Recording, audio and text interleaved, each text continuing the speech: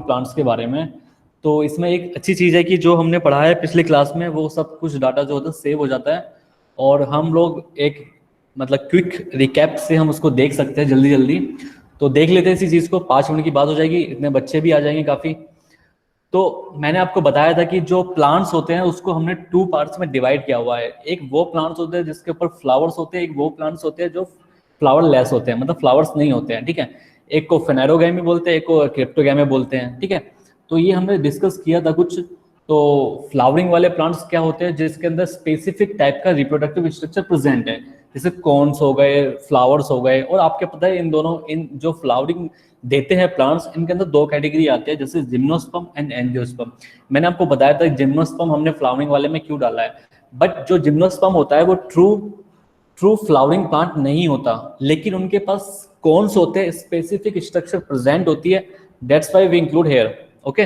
Then जो non flowering वाले होते हैं उनमें स्पेसिफिक स्ट्रक्चर नहीं होता, जैसे थैलोफाइटा, ब्रायोफाइटा, टाइटोफाइटा। ये सब कुछ आपने 11वीं क्लास में पढ़ चुके हो, ठीक है। हम थोड़ा सा आगे बढ़ते हैं इससे।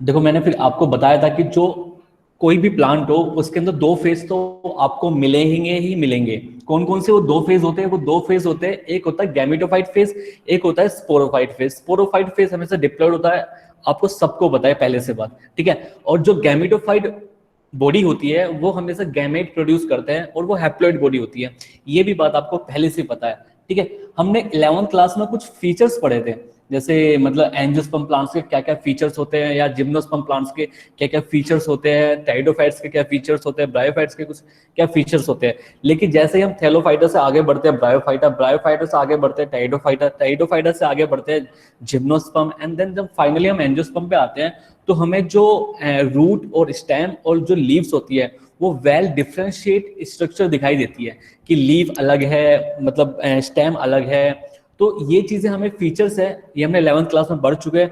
बस मैंने यहाँ पे इतना आपको ये शो किया है कि जो एंजियोस्पर्म प्लांट होता है, ट्रू एंजियोस्पर्म प्लांट्स होते हैं, वो very well differentiated into root, stem and leaves. कुछ मैंने इसके पार्ट्स भी बताए थे आपको, भाई स्टेम है, ये रूट है, फ्लावर है, फ्रूट्स के है, स्टेम, लीफ, है ना। इनको जो एरियल पार्ट में होता है इनको हम एरियल शूट सिस्टम बोलते हैं, जो अंडरग्राउंड पार्ट के अंदर होता है उनको हम रूट सिस्टम बोलते हैं। इनके बारे में हमने 11वीं क्लास में बहुत डिटेल में पढ़ा हुआ है पहले से ही, यहाँ पे हमें डिटेल में जाने की जरूरत नहीं है बिल्कुल भी।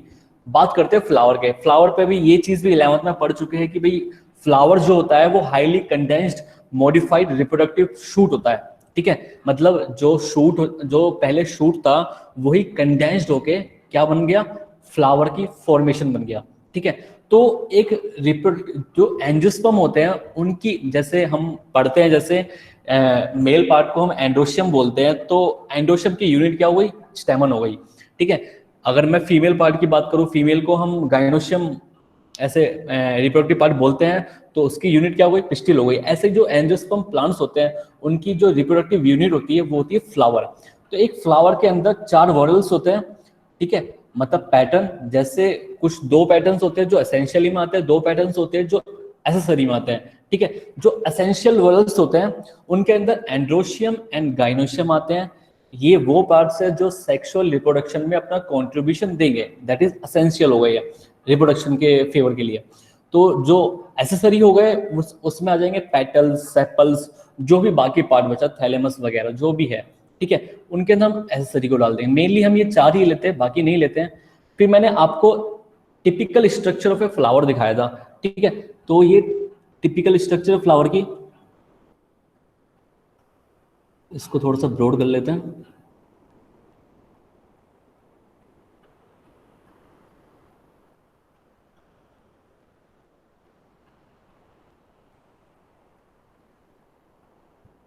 आपको दिखाई दे रहा फ्लावर सबको? हाँ जी सर। ठीक है, तो आज का हम अपना लेक्चर स्टार्ट करें। देखो बाय स्टेप हम चल रहे हैं, जो मैं आपको पढ़ाता जा रहा हूँ प्लीज उसके क्वेश्चन सोल्व करना। आज हम नीट के 2016 के जो क्वेश्चन आए हैं मेल रिप्रोडक्टिव पार्ट में से, 17 में, 18 में से, ठीक है, कुछ 16 के हैं, कुछ 13 के हैं, कुछ 14 के हैं, जितने भी क्वेश्चंस हैं मेरे पास नीट में जो आए हुए स्पेसिफिक, वो मैं आपको सोल्व कराऊंगा किस टाइप के वो आते हैं ना। तो लेट स्टार्ट करते हैं अपना लेक्चर आज का। तो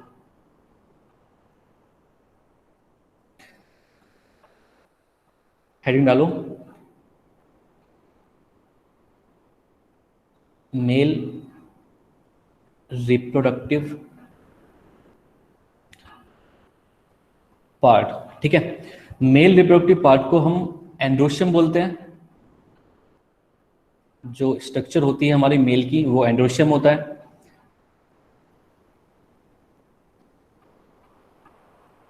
ठीक है जी। ये एंड्रोशियम हो गया, ओके। तो मेल रिप्रोडक्टिव पार्ट को हम एंड्रोशियम बोलते हैं। एंड्रोशियम की जो यूनिट होती है, एंड्रोशियम की जो यूनिट होती है, ठीक है, उसको हम क्या बोलते हैं, स्टेमन। ये हो गया स्टेमन, ठीक है, ये स्टेमन हो गया। अगर इसको थोड़ा सा गोले में रख देते हैं, थोड़ा सा इसको से बनाएंगे, ठीक है। तो जो एंडोशियम की जो यूनिट होती है वो स्टेमन होती है। आप लोगों को पता है पहले से ही, जो स्टेमन होता है उसके अंदर दो स्ट्रक्चर प्रेजेंट होती है। तो if anybody know the name of the structure तो मुझे बता दो। Anther and filament. ठीक है, बिल्कुल सही बात है भाई। एंडोशियम क्या है, मेल रिप्रोडक्टिव पार्ट है, उसकी यूनिट क्या है, स्टेमन है। स्टेमन के अंदर दो चीजें होती है, एक होता है एंथर एंड सेकंड थिंग होता है फिलामेंट। तो एक होता है एंथर एंड जो सेकंड पार्ट होता है वो होता है फिलामेंट, ठीक है। एंथर जो होता है वो फर्टाइल पार्ट होता है, फर्टाइल पार्ट, ठीक है। फर्टाइल मतलब आपको पता है, जो फर्टाइल का मतलब है जो गैमेट्स को प्रोड्यूस करेगा, और जो फिलामेंट है वो होता है स्टेराइल पार्ट। स्टेराइल पार्ट वो होता है, या फिर अनफर्टाइल पार्ट भी बोल सकते हैं उसको, ठीक है। तो स्टेमन के अंदर दो चीज होती है, दो स्ट्रक्चर होता है, एक होता है एंथर देन सेकंड होता है फिलामेंट, ठीक है। जो एंथर होता है वो फर्टाइल पार्ट होता है, जो फिलामेंट होता है वो स्टेराइल होता है या अनफर्टाइल होता है, जो गैमेट्स को प्रोड्यूस नहीं कर सकता, ठीक है। ये दो चीजें हो गई हमारे पास। इसके आगे बढ़ते हैं थोड़ा सा। तो जो एंथर होता है, एंथर जो होता है वो प्रोड्यूस करता है, प्रोड्यूस सॉरी प्रोड्यूस करता है पोलन, पोलन्स, ठीक है, प्रोड्यूस करता है पोलन। तो जो एंथर होता है वो प्रोड्यूस करता है पोलन, और जो फिलामेंट होता है, फिलामेंट क्या होता है, फिलामेंट होता है long and cylinder stock which consist of which consist of vascular bundles, ठीक है, जिसके पास प्रेजेंट है वेस्कुलर बंडल्स। और आप लोगों को पता है जो वेस्कुलर बंडल्स होते हैं उनके अंदर क्या होता है, जाइलम प्लस फ्लोएम, ठीक है। जाइलम वो पार्ट होता है जो वाटर का कंडक्शन करवाता है प्लांट्स के अंदर, और फ्लोएम वो होता है जो फूड का कंडक्शन करवाता है प्लांट्स के अंदर, ठीक है।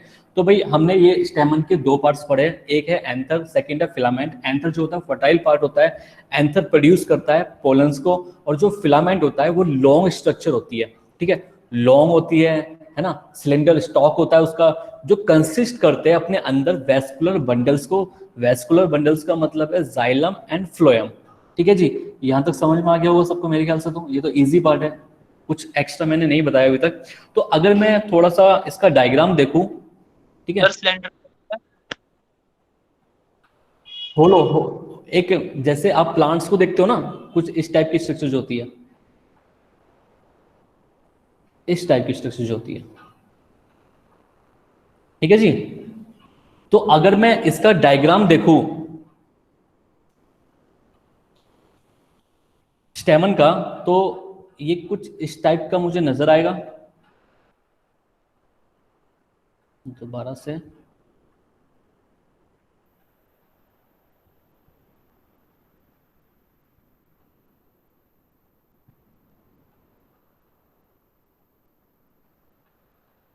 ये है हमारा स्टेमन, ठीक है, स्टेमन है। स्टेमन में, स्टेमन के अंदर एक तो ये वाली स्ट्रक्चर हो गई, ये फर्स्ट स्ट्रक्चर बोल दिया हमने, एक ये सेकंड स्ट्रक्चर हो गई, ठीक है। इनको बोलते हैं हम लोब्स, ठीक है। तो एक स्टेमन के अंदर दो लोब्स होते हैं, ठीक है, जनरली दो लोब्स होते हैं, मोस्टली दो लोब्स होते हैं। तो जो ये एंथर मैंने बनाया है,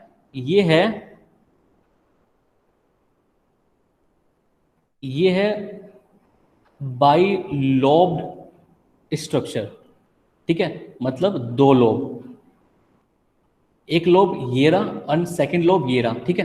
तो एक लोब ये है एंड सेकंड लोब ये है। इस वाले पार्ट को हम बोलते हैं एंथर, ये है एंथर। और जो ये नीचे वाला पार्ट है, long cylinder stock which consist of vascular bundle that is xylem and phloem, इसको बोलते हैं फिलामेंट, ठीक है। जो फिलामेंट होता है वो मैंने आपको बताया, ये स्टेराइल होता है, और जो एंथर होता है ये होता है फर्टाइल, जो गैमेट्स को प्रोड्यूस करता है, ठीक है। मैंने आपको बताया ये जो मैंने एंथर का मैंने डायग्राम बनाया, ये बाइलोब्ड है, ठीक है। ये जो बाइलोब्ड स्ट्रक्चर है ये मोस्टली होता है, मोस्टली यही स्ट्रक्चर पाया जाएगा मेल रिप्रोडक्टिव पार्ट के अंदर, ठीक है। और अगर मैंने दो लोब बोले हैं, बाइलोब का ये एंथर बनाया, तो बाइलोब को हम एक और नाम से भी बोलते हैं, बाइलोब को हम एक और नाम से भी बोलते हैं, जिसका नाम है डाइथेकस, ठीक है। तो डाइथेकस भी हम किसके लिए बोलेंगे, बाइलोब्ड एंथर के लिए, ठीक है जी। समझ में आया इतना? Yes sir. ओके, तो मैंने आपको बताया भी, जैसे जो ये एंथर है ये बाइलोब्ड है, ठीक है, मतलब दो लोब प्रेजेंट है, एक लोब मैंने दिखा रखे, शो कर रखे हैं कि फर्स्ट और सेकंड दो अलग अलग लोब हैं, ठीक है। और मैंने बोला कि जो बाइलोब्ड होते हैं ये मोस्टली होते हैं, लेकिन कुछ एक्सेप्शन भी होते हैं, कि मतलब भाई मोस्टली तो ठीक है लेकिन एक्सेप्शन भी बता दो। तो जो एक्सेप्शन होते हैं जिनके अंदर सिंगल लोब प्रेजेंट होता है, जो सिंगल लोब को कैरी करते हैं, उन मेल पार्ट्स को हम बोलते हैं मोनोथेकस, ठीक है। तो मोनोथेकस बोलते हैं। और जो इसका एग्जाम्पल हो गया वो हो गया जी हिबिस्कस। हिबिस्कस इंक्लूड होता है मालवेसी फैमिली के अंदर, ठीक है जी। तो ये मैंने आपको जब 11th क्लास का ये टॉपिक चल रहा था वहां पे 5th चैप्टर के अंदर फ्लावर के अंदर, ये मैंने बताया भी था, मोनोथेकस, डाइथेकस, मोनो एडल्फस, पॉली एडल्फस क्या होता है, ठीक है। तो वहां पे ये वो वाला थोड़ा सा पार्ट है। यहाँ पे आपको बस इतना याद रखना कि जनरली या मोस्टली जो होते हैं वो जो एंथर होते हैं वो बाइलोब्ड होते हैं, उनको हम डाइथेकस भी बोलते हैं। और जो सिंगल लोब वाले होते हैं उनको हम मोनोथेकस बोलते हैं, जिसका एग्जाम्पल है हिबिस्कस या मालवेसी फैमिली। ओके जी, थोड़ा सा आगे बढ़ते हैं इससे। अब हम देखते हैं स्ट्रक्चर ऑफ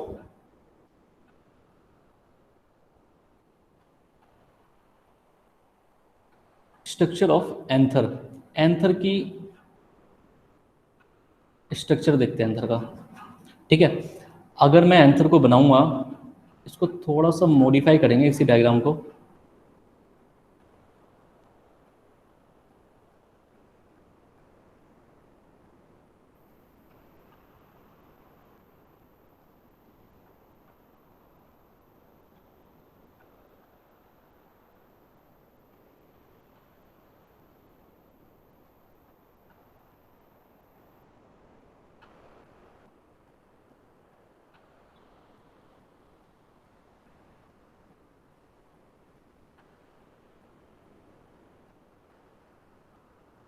ये हो गया हमारा स्टेमन, ठीक है, ये इसका फिलामेंट हो गया, ये हो गया एंथर, ठीक है। तो अगर मैं इस एंथर का ट्रांसवर्स सेक्शन ले लूं, ट्रांसवर्स सेक्शन कर दूं इस एंथर का, तो जो मुझे डायग्राम दिखाई देगा कुछ इस तरीके से दिखाई देगा।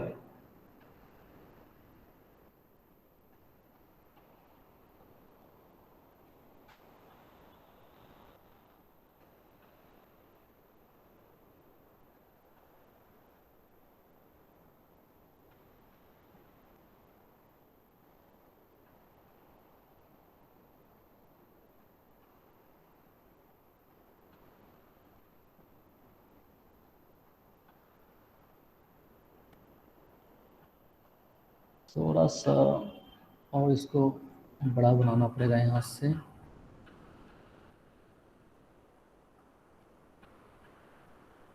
ठीक है जी। अगर मैं इसको 3D में दिखाना चाहूँ थोड़ा सा, मतलब कि फील लाने के लिए, तो इसको मैं थोड़ा सा ऐसे कर दूंगा, डॉट डॉट लगा देंगे यहाँ पे, तो लगेगा कि जैसे इसको वाकई में ही हमने काटा हुआ है। ठीक है जी, आपको समझ में आ गया डायग्राम ये? मैंने इसको यहाँ से कट लगा दिया, ट्रांसफर सेक्शन किया, ठीक है, एक एंथर का। तो एंथर का जो कटने के बाद जो स्ट्रक्चर नजर आया कुछ इस टाइप से नजर आया। ठीक है, ये थोड़ा सा और इसको नीचे की साइड लेके आएंगे तो कुछ ढंग का बनेगा फिर ये,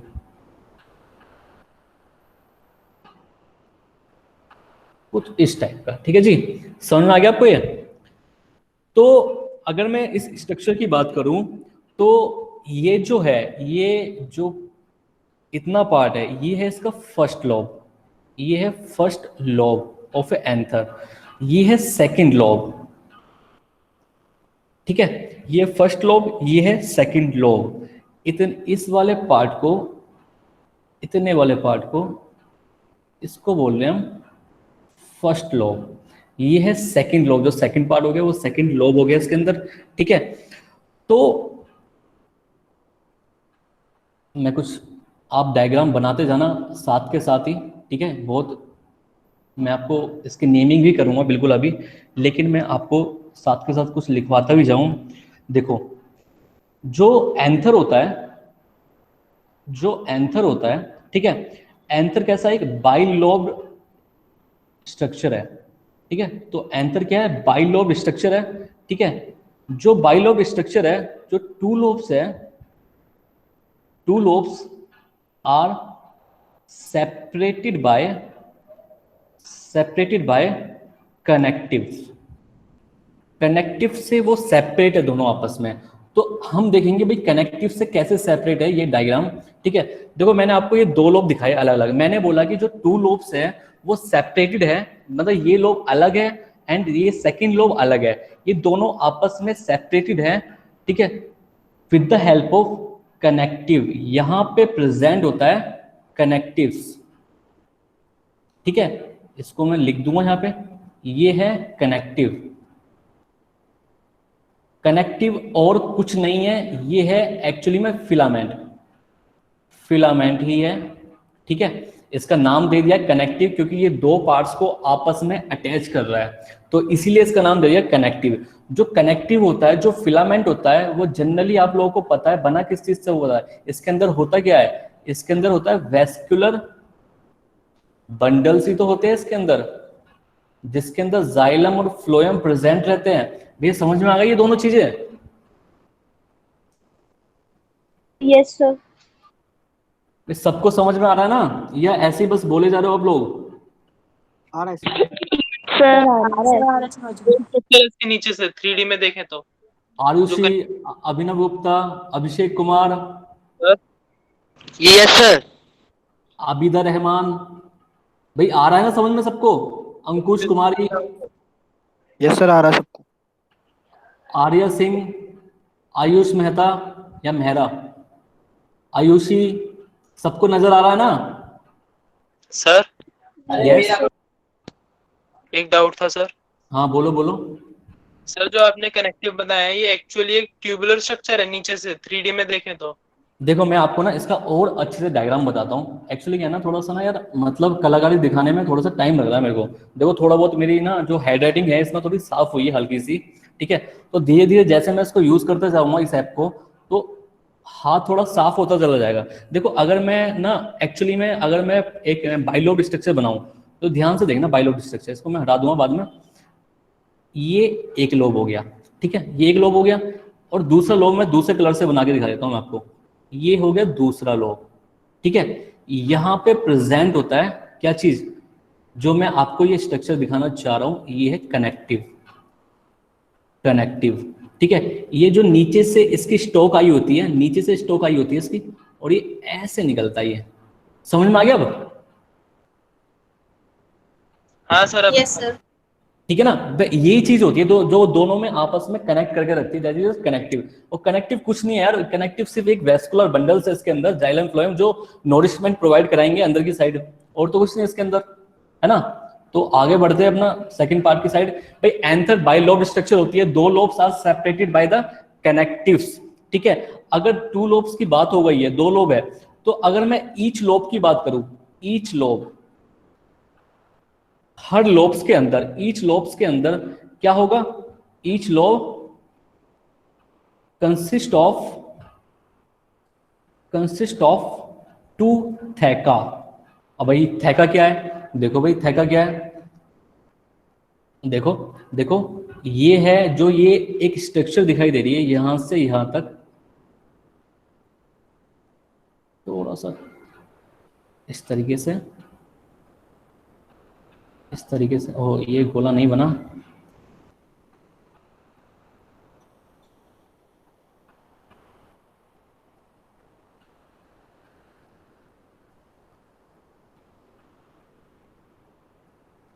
ठीक है जी। ये जो है आपका, ये जो मैंने चार दिखाए हैं, ये है थैका।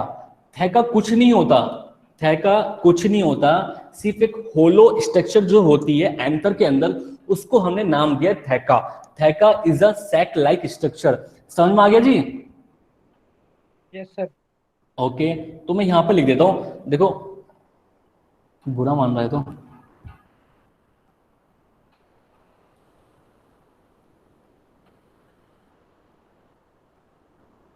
ठीक है। तो each lobes consist of two theca. भाई एक लोब में दो थैका है ना, दिख गए ना आपको दो थैका कौन कौन से हैं? अगर मैं यहाँ पे रफली एक डायग्राम बना के चलूं, उसमें तो मैं बाद में मेंशन कर दूंगा,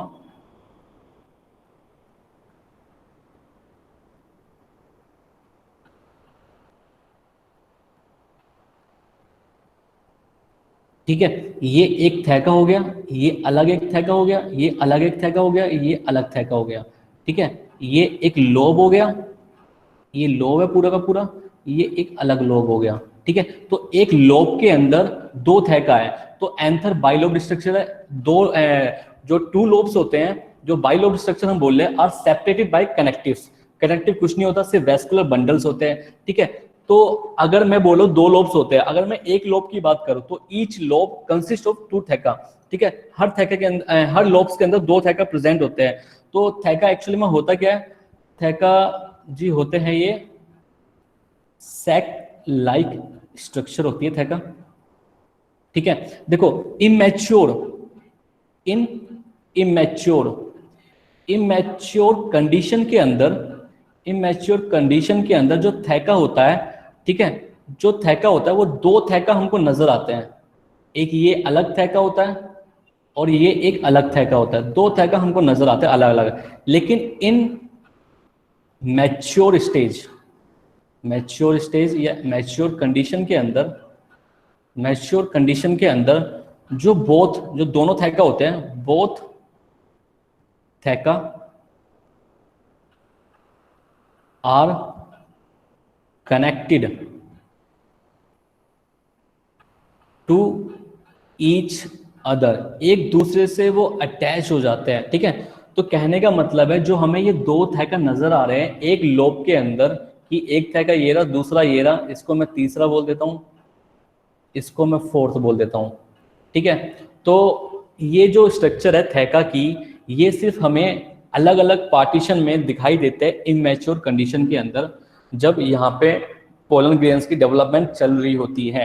लेकिन after the development of pollen grain, और जब पोलन ग्रेन मैच्योर हो जाते हैं, तो जो ये थैका है, ड्यू टू मतलब due to formation of loads of pollen grain, तो अंदर से पुश लगता है। पुश लगने की वजह से तो जो ये जो अलग अलग कंपार्टमेंट्स बने हुए थैका लाइक स्ट्रक्चर, ये खुल जाते हैं आपस में।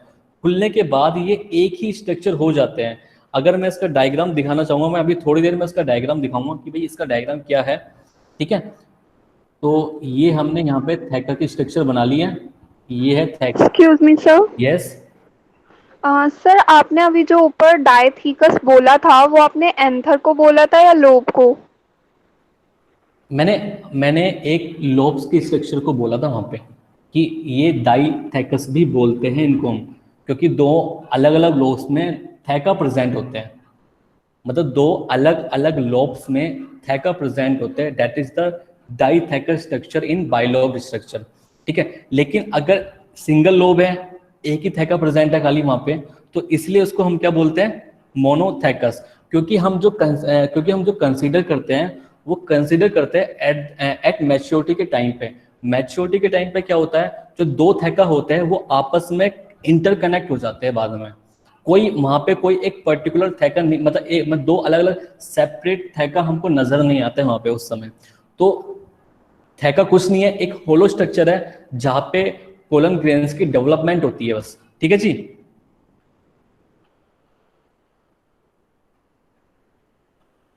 Yes sir. ओके आगे बढ़ते हैं। यहाँ पे हो चुका है, इन इमेच्योर कंडीशन में both theca are connected to each other, ठीक है। इसके बाद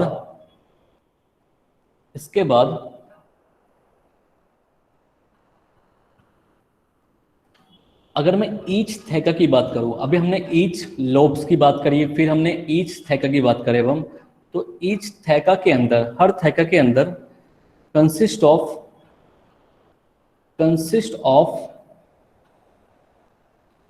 one micro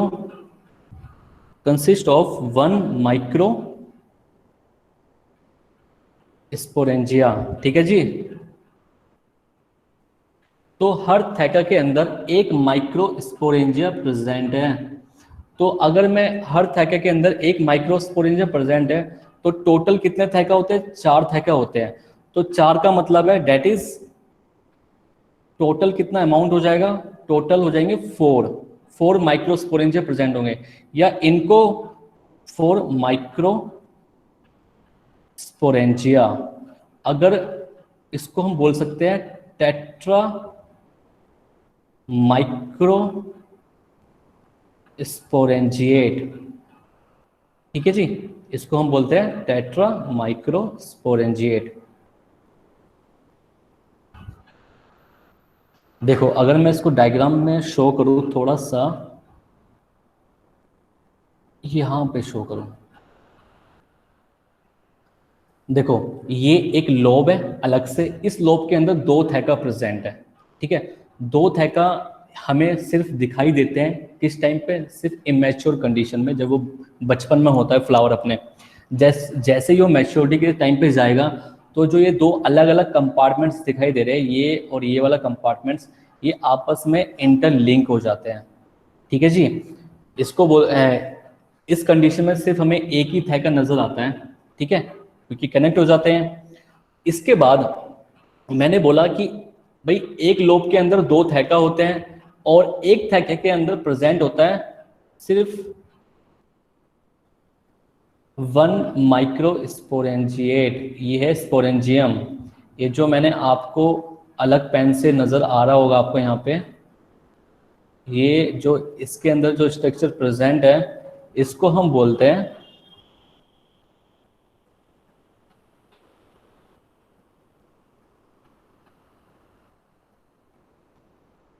excuse me yes. Sir ये तो ट्रांसफर सेक्शन है ना, तो क्या पूरे एंथर में सिर्फ 4 ही माइक्रोस्पोरेंजिया होगा? नहीं एक्चुअली क्या है ना, ऊपर से लेके नीचे तक एक एक होलो स्ट्रक्चर होती है, ठीक है। लेकिन इनिशियल स्टेज पे जब फ्लावर बचपन में होता है, बचपन में कह सकते हैं हम, है ना, इमेच्योर कंडीशन में होता है, तो जो अलग अलग कंपार्टमेंट, जो एक सिंगल कंपार्टमेंट होना चाहिए, वो हमें अलग अलग कंपार्टमेंट्स में नजर आता है ट्रांसफर सेक्शन के टाइम पे, ठीक है। अगर हम मेल रिप्रोडक्टिव स्ट्रक्चर पढ़ रहे हैं, तो हम मेल रिप्रोडक्टिव स्ट्रक्चर पढ़ रहे हैं, इसका मतलब है कि हम इसके बचपन से लेके और जब वो गैमेट कैसे बनाता है उसकी पूरी स्टेज देखना चाहते हैं, ठीक है जी। Yes sir. ओके। जब ये अभी मैच्योर नहीं हुआ है तब बताया है कि हाँ हाँ, ये तब का है, ये तब का है, ये तब का है, बिल्कुल बिल्कुल बिल्कुल सही। ठीक है, तो जो ये स्ट्रक्चर है अंदर, ये है माइक्रोस्पोरेंजियम, माइक्रोस्पोरेंजियम। ठीक है जी, ये है माइक्रोस्पोरेंजियम, ये है कनेक्टिव, ये है थैका। 4 थैके होते हैं इसके अंदर। जो ये 2 लोब होते हैं आपस में कनेक्ट होते हैं with the help of connective. Connective कुछ नहीं होता, सिर्फ एक वेस्कुलर बंडल सी है इसके अंदर। ठीक है, तो मैं एक बार ये जो दोबारा से है, ये एक बार दोबारा से बता दूं। एंथर बाइलोब स्ट्रक्चर होता है। बाइलोब का मतलब है 2 लोब। जो 2 लोब होते हैं वो सेपरेटेड होते हैं with the help of connective. Connective कुछ नहीं होता, वेस्कुलर बंडल्स होते हैं। तो जो एक लोब्स के अंदर अगर बात करें तो 2 थैका होते हैं। थैका कुछ नहीं होते, सिर्फ एक सैक लाइक स्ट्रक्चर होती है, जहाँ पे अंदर की साइड प्रेजेंट होते हैं क्या बोलते हैं उसे, आर्किस्पोरियल सेल्स, जो टोटीपोटेंट सेल्स होती है, जो मेल गैमेट्स को बनाएगी आगे जाके। ठीक है, तो इमेच्योर कंडीशन में हमें 2 थैका दिखाई देते हैं, और मैच्योर कंडीशन में हमें ये जो अलग अलग थैका है वो आपस में इंटरकनेक्ट हो जाते हैं बाद में। तो एक सिंगल कंपार्टमेंट ही हमें नजर आता है at the time of maturity के टाइम पे। अगर मैं ईच थैका की बात करूं, हर थैका के अंदर कंसिस्ट ऑफ 1 माइक्रोस्पोरेंजिया। ठीक है, तो टोटल कितने थैका होते हैं? 4 थैका होते हैं। तो इसका मतलब है कि टोटल 4 माइक्रोस्पोरेंजिया प्रेजेंट होंगे, और इसको हम एक और टर्म से बोल देते हैं टेट्रा माइक्रोस्पोरेंजिएट। ठीक है जी।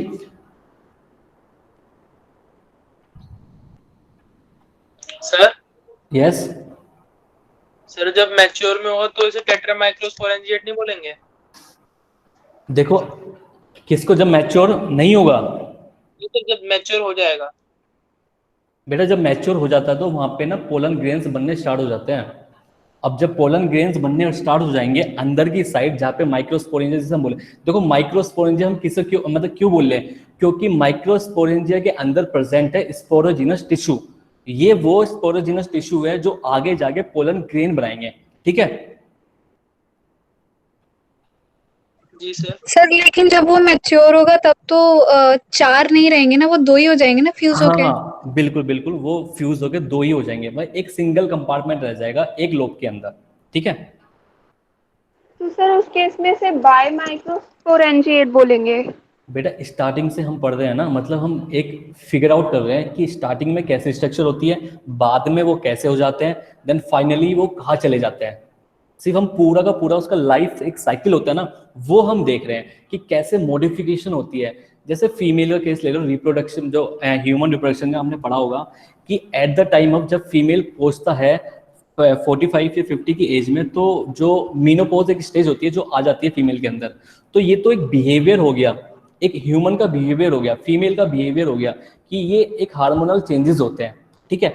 ऐसे ही अगर आप यहाँ पे सोचो थोड़ा सा कि भाई स्टार्टिंग में कुछ और स्ट्रक्चर थी, धीरे धीरे वो चेंज हो गए, कुछ और स्ट्रक्चर बन गई, और धीरे धीरे फाइनली मेल गैमेट बन गए। फिर फाइनली हमें क्या बनाने हैं? सिर्फ मेल गैमेट से ही तो मतलब है यहाँ पे। ठीक है जी। सर जब ये मैच्योर हो जाएगा तो एक थैका में 2 माइक्रोस्पोरेंजिया होंगे ना? हाँ बिल्कुल होंगे, मैच्योर स्टेज में भी होंगे। बट आप इस चीज से इसको कंपेयर मत करो, पहले क्या था अब क्या है। इस चीज को देखो, जब मैच्योरिटी आ जाती है तो सिंगल कंपार्टमेंट रह सकते हैं। हमने माइक्रोस्पोरेंजिया किसी को क्यों बोला है, क्यों कंपार्टमेंट्स बोले अलग, क्योंकि ना वहां पे प्रेजेंट है स्पोरोजिनस टिश्यू। ये वो स्पोरोजिनस टिश्यू है जो आगे जाके पोलन ग्रेन्स बनाएंगे। अब जब कंपार्टमेंट्स ही नहीं रहेंगे तो अंदर जो पोलन ग्रेन होंगे वो आपस में मूव कर सकते हैं। समझ रहे हो? Excuse me sir. Yes. Sir जो ये माइक्रोस्पोरेंजियम के जो कंपार्टमेंट है, ये शेप में स्फेरिकल है कि सिलेंड्रिकल है? ये आप कुछ इस तरीके से डिफाइन कर सकते हो कि यहाँ से ये स्टार्ट हुआ है। ठीक है, मैं दूसरा पेन ले लेता हूँ। यहाँ से ये स्टार्ट हुआ है, ठीक है, ये नीचे तक जा रहा है, और ये पूरा का पूरा जो स्ट्रक्चर है ये एक होलो स्ट्रक्चर है, यहाँ से लेके और यहाँ तक। तो स्फेरिकल तो हम बोल नहीं सकते ना, ये पूरा का पूरा एक गैप है बीच में जब ये मैच्योरिटी पे पहुँचता है।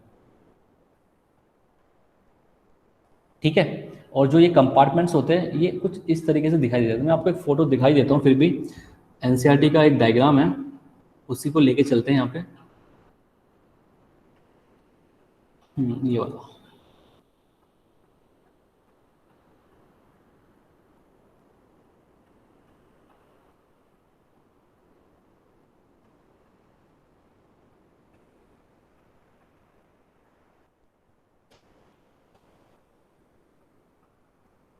आपको दिखाई दिया डायग्राम?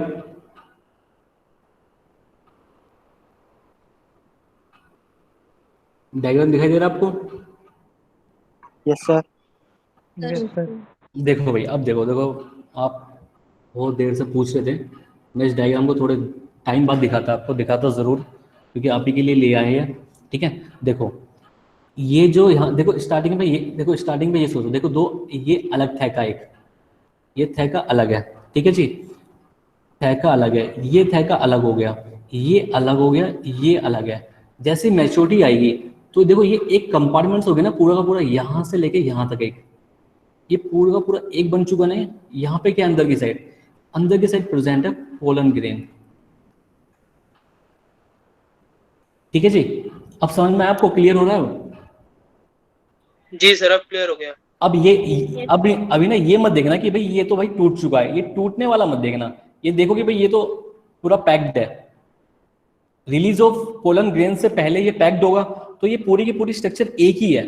पहले क्या था, अलग अलग कंपार्टमेंट्स थे, पहले इनिशियल स्टेज चल रहा था, अब धीरे धीरे वो अपनी चीजें बनाना स्टार्ट कर देता है, तो ये स्ट्रक्चर में डिफाइन हो जाता है बाद में जाके। ठीक है जी, मतलब सर ये पहले हॉलो थे अंदर से चारों? हाँ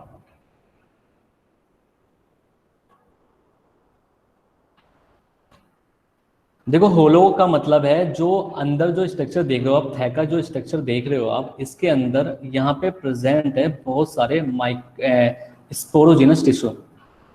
स्पोरोजिनस टिश्यू, देखो अभी मैं आपको बताता हूँ, जो हमारा अगला टॉपिक है वो इसी पे बेस्ड है।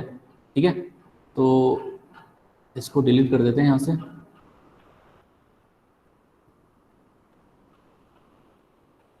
सर यस, एक डाउट है हाँ बोलो।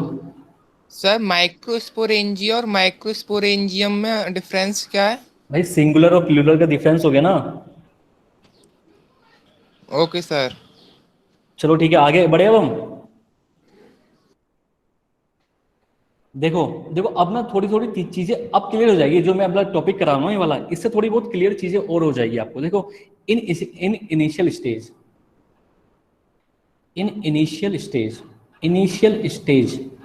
के टाइम पे,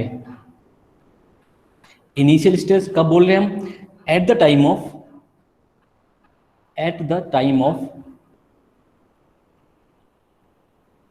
फ्लावर फॉर्मेशन। फ्लावर बनने के टाइम की बात कर रहे हैं, जब फ्लावर का मतलब फॉर्मेशन हो रहा हो धीरे धीरे। ठीक है, देखो उस समय जब फ्लावर, देखो मैं आपको बहुत ही अच्छी तरह समझाऊंगा इस चीज को, ताकि आपके ना मतलब कंफ्यूजन दूर हो। बस मेन दिक्कत है कंफ्यूजन की। देखो जैसे ये स्टेम है, ठीक है, ये एक स्टेम है, यहाँ पे फ्लावर निकलना है यहाँ से, जो मैंने पॉइंट दिखाया आपको ये। ठीक है, इसको मैं थोड़ा सा दूसरे कलर से दिखाता हूँ, रेड कलर से दिखाता हूँ, यहाँ पे रेड पेन से। यहाँ पे जो स्ट्रक्चर है, यहाँ पे फ्लावर निकलना है। इनिशियल स्टेज पे ये फ्लावर कुछ इस टाइप से होते हैं ना, थोड़े से ऐसे, है ना, दिखाई दे रहा है आपको? अगर इसको मैं ब्रॉड थोड़ा सा बड़ा बना के दिखाऊं इसको, तो इनिशियल स्टेज पे थोड़े से ये इस टाइप से होते हैं, थोड़े से ऐसे खुले रहते हैं हल्के से, और धीरे धीरे ये खिलने लग जाते हैं, है ना? सही बोल रहा हूं मैं? Yes sir. ठीक है, तो ये है फ्लावर इनिशियल स्टेज पे, ये है फ्लावर इनिशियल स्टेज पे। ठीक है, तो at the time of flower formation के टाइम पे, जब इनिशियल स्टेज चल रहा होगा, तो इस वाले स्ट्रक्चर के अंदर सिर्फ एक तो आउटर मोस्ट लेयर होगी। ठीक है, ये है आउटर मोस्ट लेयर।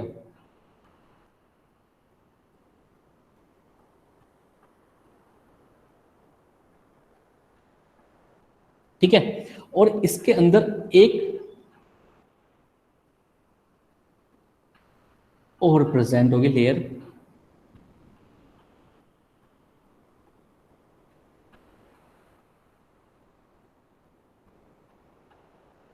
देखो बहुत सारी चीजें इस वाले डायग्राम से, इस वाले टॉपिक से क्लियर हो जाएगी आपकी। जो प्रॉब्लम आ रही है ना, मुझे पता लग रहा है क्या क्या प्रॉब्लम आ रही है आपको, तो अभी इस चीज से शॉर्ट आउट हो जाएगी आपकी। देखो आपको पता है जो आउटर मोस्ट लेयर होती है, ठीक है, इसको हम बोलते हैं एपिडर्मिस।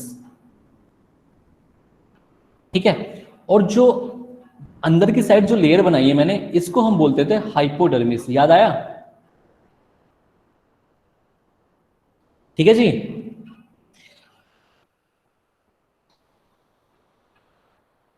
देखो, at the time of flower formation, initial stage पे जब फ्लावर धीरे धीरे अपने स्ट्रक्चर पे आ रहा होगा, धीरे धीरे अपनी मेन स्ट्रक्चर बना रहा होगा, उस टाइम से पहले सिर्फ इस फ्लावर के अंदर दो स्ट्रक्चर प्रेजेंट है, एक एपिडर्मिस, एक होता है हाइपोडर्मिस।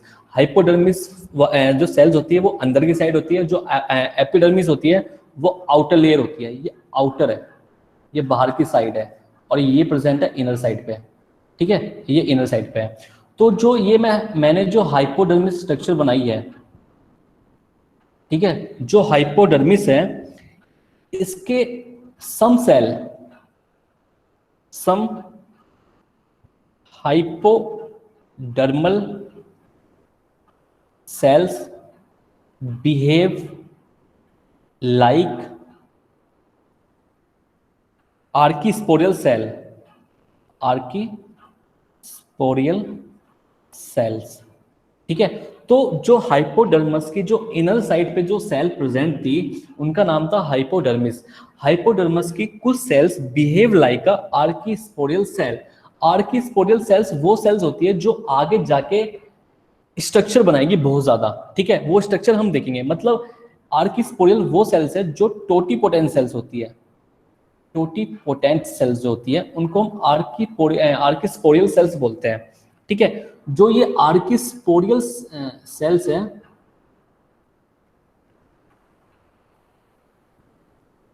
जो आर्कीस्पोरियल सेल्स है ये, ठीक है,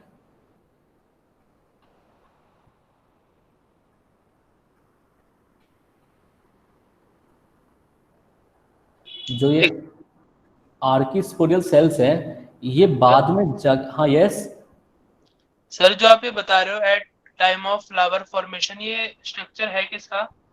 ये फ्लावर का स्ट्रक्चर है ना बेटा। मैंने लिखा है कि in initial stage at the time of flower formation. जब मैंने लिखा वहां पे फ्लावर फॉर्मेशन के टाइम पे, जब फ्लावर पहले, मतलब जैसे एक फ्लावर है, जो फ्लावर होगा वो बड लाइक स्ट्रक्चर में होगा, बहुत कॉम्पैक्ट स्ट्रक्चर होगा। धीरे धीरे तो फ्लावर खिलना स्टार्ट होता है ना, तो जब ये कॉम्पैक्ट स्ट्रक्चर में होगा, एक क्लोज स्ट्रक्चर में होगा, तब इस फ्लावर के अंदर सिर्फ दो ही सेल होगी, एक एपिडर्मिस, एक हाइपोडर्मिस। आउटर सेल को बोल दिया एपिडर्मिस और इनर सेल को बोल दिया ना हाइपोडर्मिस, ठीक है।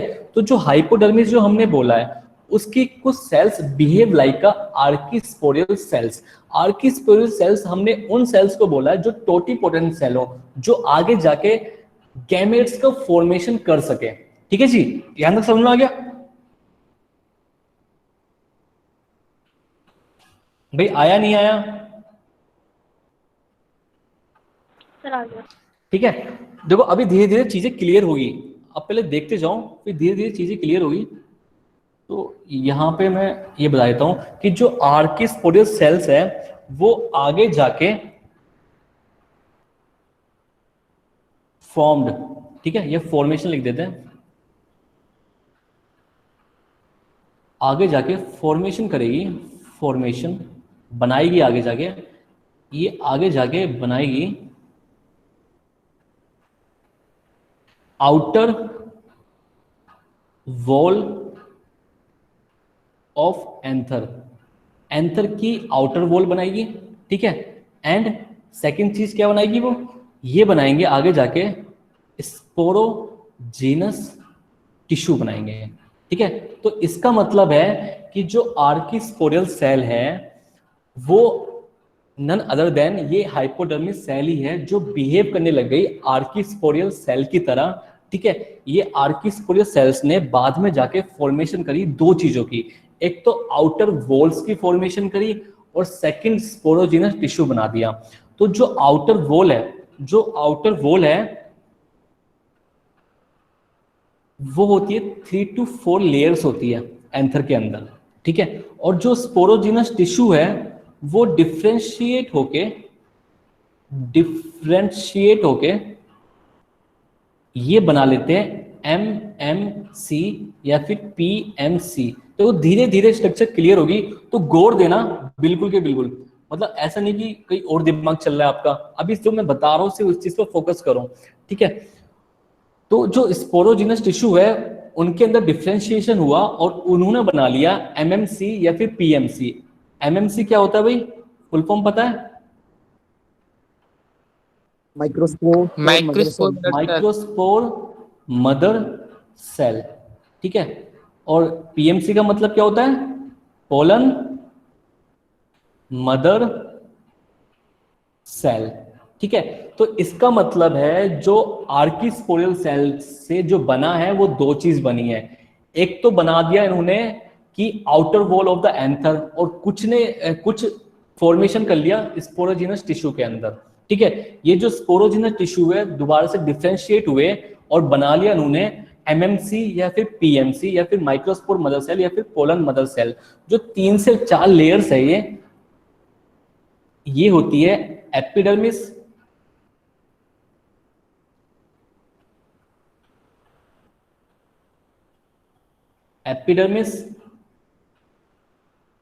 एंडोथीशियम। देखो बच्चों बहुत ध्यान से समझना, देखो मिडिल लेयर एंड टेपिटम, ठीक है।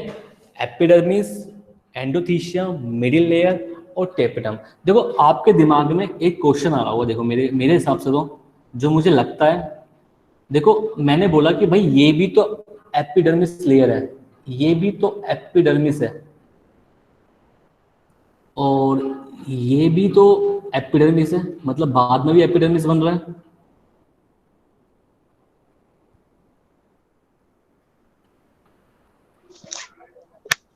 आपके दिमाग में आई चीज?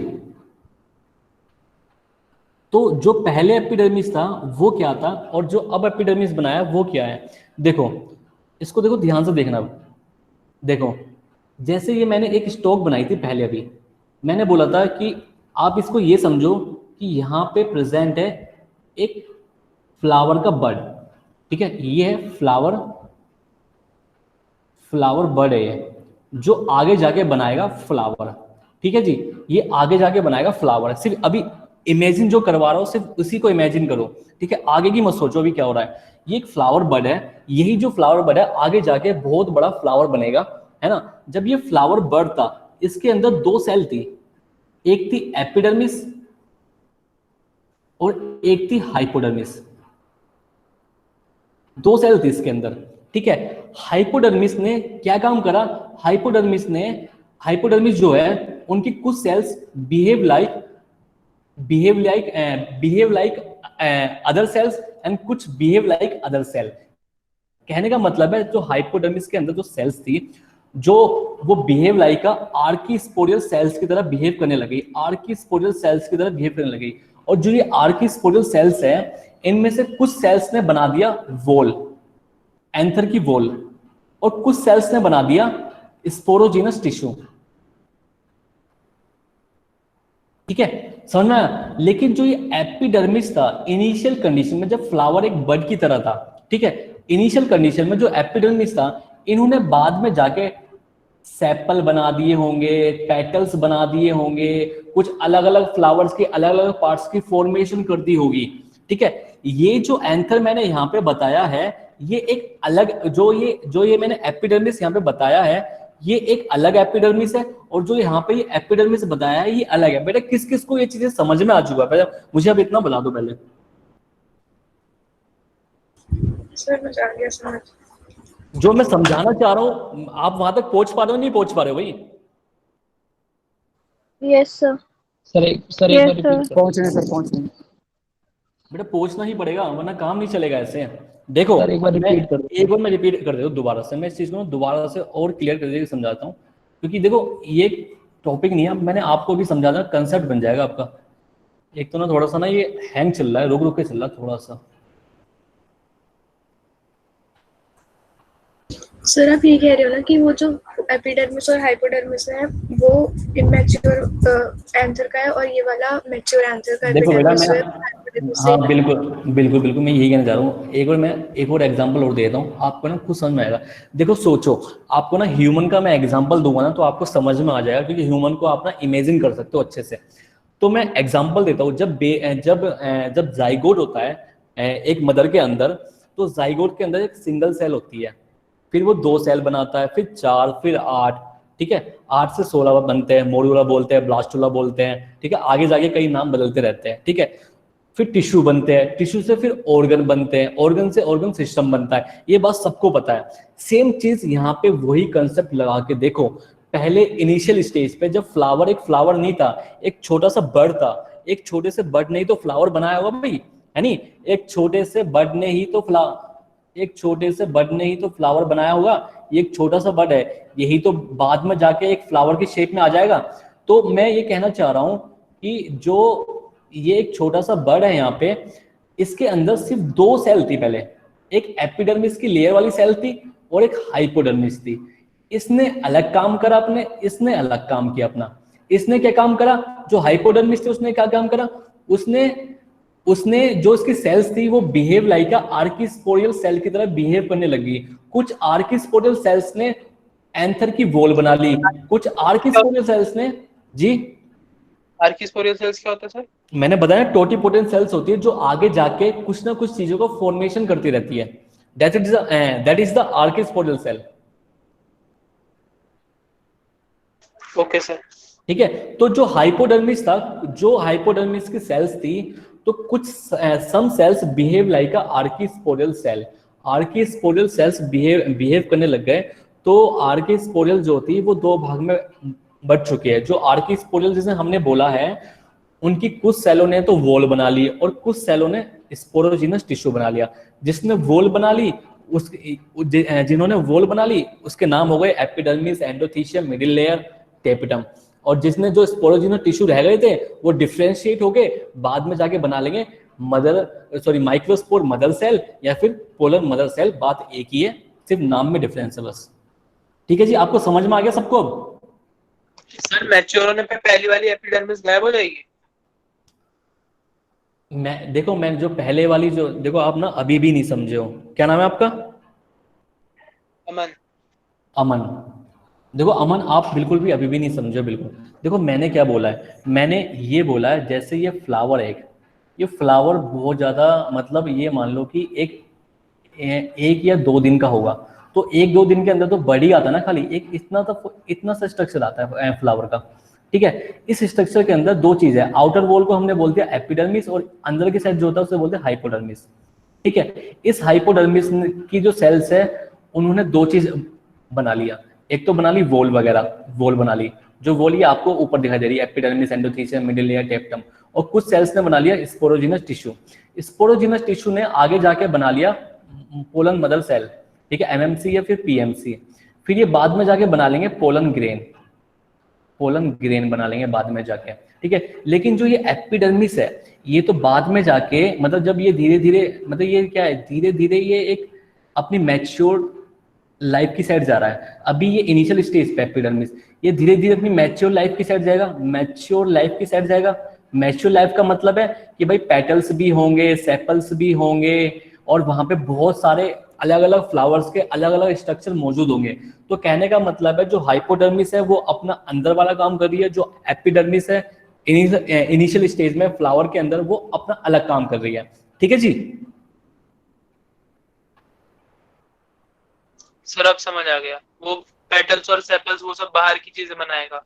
हाँ, वो अपना अलग काम कर रहा है, ये अपना अलग काम कर रहे हैं। ठीक है जी,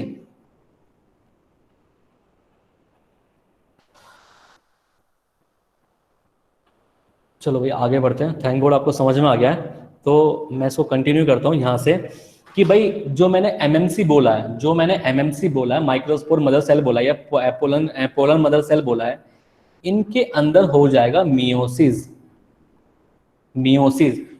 हो जाने के बाद ये बना लेंगे टेट्राड स्ट्रक्चर ऑफ पोलन। ठीक है, मतलब पोलन की एक टेट्राड स्ट्रक्चर बना लेंगे। ये कुछ इस टाइप का होगा, जो आपने अपने एनसीईआरटी में डायग्राम भी देखा होगा। ठीक है, ये टेट्राड स्ट्रक्चर ऑफ पोलन है। ठीक है, बाद में ये जो टेट्राड स्ट्रक्चर है ये यहाँ से मैच्योर हो जाएंगे, एंड बाद में फिर ये सेपरेट हो जाएंगे। सेपरेट हो जाने के बाद ये बना लेंगे पोलन ग्रेन बना लेंगे। मतलब हर स्ट्रक्चर एक अलग स्ट्रक्चर हो जाएगी, ठीक है जी, ये 4 स्ट्रक्चर बना लेंगे। लेकिन अगर मैं एपिडर्मिस, एंडोथीशियम, मिडिल लेयर की बात करूं, वो अपना कैसे कैसे फंक्शन करेंगे। देखो सबसे पहले अगर मैं बात करूं एपिडर्मिस की, एपिडर्मिस कौन सी वाली की बात करूं, जिसने बाद में जाके ये कहाँ से बनी है, ये बनी है आर्किस्पोरल सेल से, ठीक है। तो एपिडर्मिस की बात कर रहा हूं, तो एपिडर्मिस ये होती है आउटर मोस्ट लेयर, ठीक है, आउटर मोस्ट लेयर होती है एंथर की, लेयर ऑफ एंथर, एंथर की आउटर मोस्ट लेयर होती है। और आउटर मोस्ट लेयर है तो सबको पता है आउटर मोस्ट लेयर का काम क्या होता है, ये प्रोटेक्शन करती है, प्रोवाइड प्रोटेक्शन, प्रोटेक्शन को प्रोवाइड करवाती है, ठीक है जी। अगर मैं सेकंड की बात करूं, सेकंड है जैसे एंडोथीशियम, एंडोथीशियम, ठीक है जी। एंडोथीशियम की बात करूं तो एंडोथीशियम का काम क्या होता है, देखो एंडोथीशियम ये जो होते हैं, ये होते हैं लॉन्गिट्यूडिनल सेल्स होते हैं। जो एंथर के अंदर जो एंडोथीशियम में सेल्स होते हैं वो होते हैं लॉन्गिट्यूडिनल सेल्स, ठीक है। देखो जी मैं आपको फिर से एक बार बता देता हूं कि जैसे बाहर की साइड प्रेजेंट हो गई, जैसे ये हो गया एपिडर्मिस, ये हो गया एपिडर्मिस प्रेजेंट है बाहर की साइड, ठीक है। और इसके नीचे प्रेजेंट है, ये प्रेजेंट है, ये हो गया आपका एंडोथीशियम की सेल्स, ये है लॉन्गिट्यूडिनल सेल्स है ना, लॉन्गिट्यूडिनल नजर भी आ रही होगी आपको, ये लॉन्गिट्यूडिनल सेल्स है, ठीक है। मतलब जो एंडोथीशियम होता है वो लॉन्गिट्यूडिनल सेल्स होती है एंडोथीशियम के अंदर, और वो कुछ इस टाइप से अरेंज होती है। ये जो है ये है एपिडर्मिस, एपिडर्मिस ये वाली एपिडर्मिस है जो ऊपर मैंने अभी आपको समझाया टॉपिक, ये एपिडर्मिस है। ये है एंडोथीशियम जो मैंने रेड पेन से बनाया, ये है एंडोथीशियम, ठीक है जी, ये है एंडोथीशियम, ऊपर वाला हो गया एपिडर्मिस, ठीक है जी। जो एंडोथीशियम होता है उसके इसके अंदर प्रेजेंट होता है fibrous band, fibrous band present होता है एंडोथीशियम के अंदर। ये फाइब्रस बैंड आखिर होते क्या है, ये देखो फाइब्रस बैंड जो होते हैं वो बने होते हैं made up of alpha cellulose से बने होते हैं, ठीक है। मतलब कि जो फाइब्रस बैंड होता है, फाइब्रस बैंड जैसे ये आपके सॉरी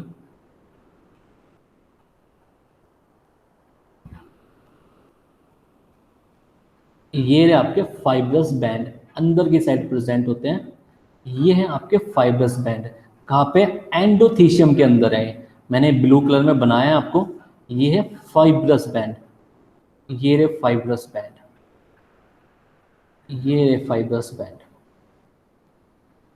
ठीक है जी। ये है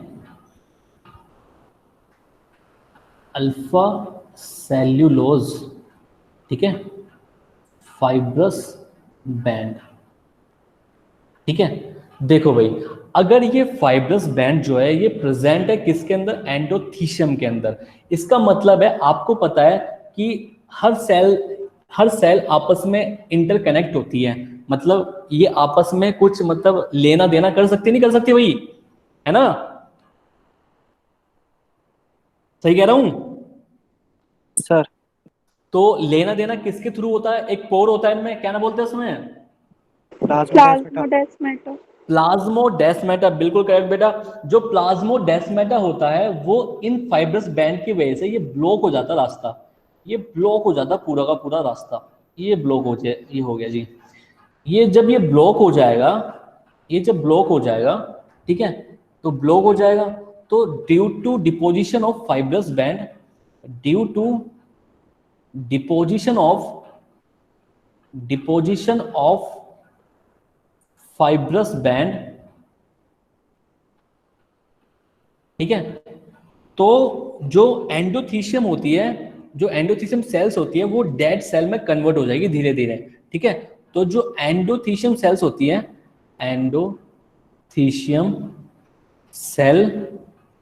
सेल्स बिकम डेड, ये डेड हो जाएंगे सेल, क्योंकि यहाँ पे इनके पास कुछ मतलब कोई रास्ता नहीं होगा कि ये आपस में कुछ कनेक्शन बना सके।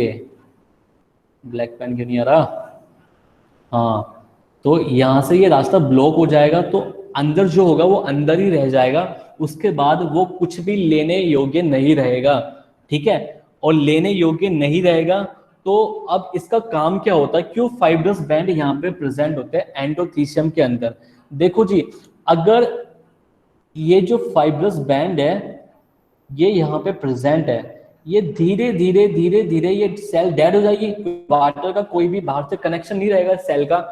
तो लेकिन एक खास बात और होती है, एक ना जो एंथर का स्ट्रक्चर होता है उसमें कुछ जगह पे ये जो फाइब्रस बैंड होते हैं ये बहुत ज्यादा वीक होते हैं या फिर ये एब्सेंट होते हैं। मैं आपको वो भी बताऊंगा ये वीक कहाँ पे होते हैं, कौन से पोर्शन में ये वीक रहते हैं। तो होगा क्या कि धीरे धीरे जो ये फाइब्रस बैंड है धीरे धीरे ये सेल डेड होती चली जाएगी, धीरे धीरे इस सेल का जो साइज है वो श्रिंक होता चला जाएगा, है ना, धीरे धीरे ये श्रिंक होता चला जाएगा। सर डेड होगी तो परमानेंट बन जाना चाहिए था ना इसको, जैसे देखो सुनो, पहले जैसे लिविंग सेल थी, ठीक है, धीरे धीरे इसके अंदर फाइब्रस बैंड का डिपोजिशन होने लग गया। ठीक है, धीरे धीरे इसके अंदर फाइब्रस बैंड का डिपोजिशन होने लग गया। ठीक है, फाइब्रस बैंड का डिपोजिशन हुआ तो धीरे धीरे वहां पे ना जो रास्ता था वो ब्लॉक होने लग गया। प्लाज्मोडेस्माटा ये बाहर से जो एनवायरनमेंट से जो उसको मिलता था वो मिलना बंद हो गया, मिलना बंद हो जाएगा। तो जितना भी पानी होगा ये तो थोड़ा जो पानी होगा वो लूज कर जाएगा अपना, समझ लो आप। जो वाटर अंदर के जो सेल के अंदर जो वाटर होगा, जो कंटेंट होगा, जो भी साइटोप्लाज्म होगा, धीरे धीरे वो श्रिंक होने लग जाएगा, प्लाज्मोलाइसिस हो जाएगा वहां पे। मैंने आपको ना ट्रांसपिरेशन के टाइम पे समझाया था प्लाज्मोलाइसिस क्या होता है। ठीक है जी, तो प्लाज्मोलाइसिस की वजह से यहाँ पे वाटर लॉस हो जाएगा क्योंकि डेड सेल बन चुका है, समझ रहे हो? जी सर। ठीक है, तो जिसकी वजह से क्या होगा, due to this it blocks the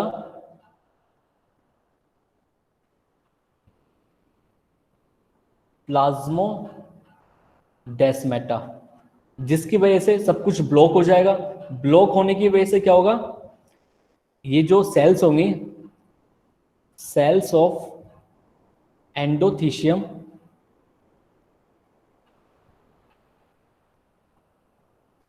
shrink हो जाएगी। श्रिंक होने की वजह से क्या होगा, यस सर, ये जो बैंड्स है ये लेक के पास है या फिर पूरे एरिया को ब्लॉक कर रखा है इन्होंने?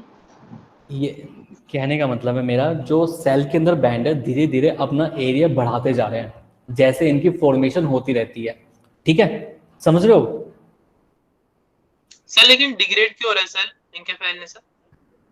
भाई डिग्रेड इसलिए हो रहा है ना क्योंकि बाहर से इनका रास्ता ब्लॉक हो चुका है, न्यूट्रिशन इन्हें मिलने वाला नहीं है, वाटर ब्लॉक हो चुका है इनके लिए, जो पहले से मौजूद था वो भी लूज कर रहे हैं धीरे धीरे।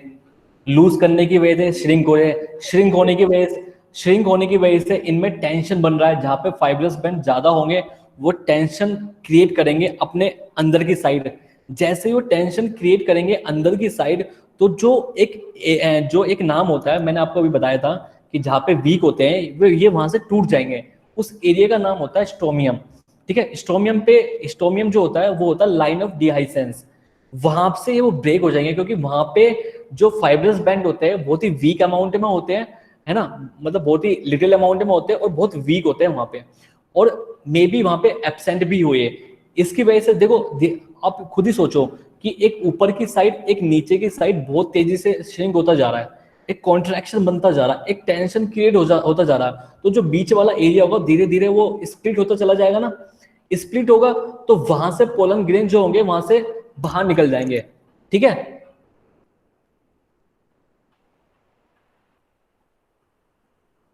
ठीक है जी, ओके सर।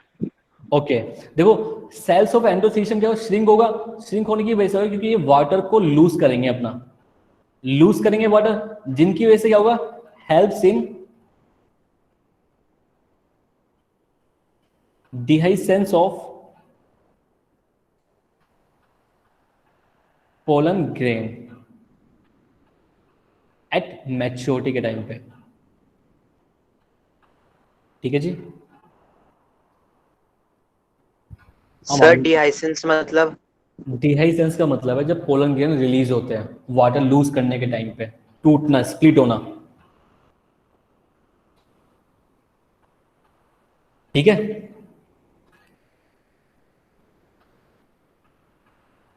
देखो भाई, तीसरे नंबर की जो लेयर थी वो थी मिडिल लेयर।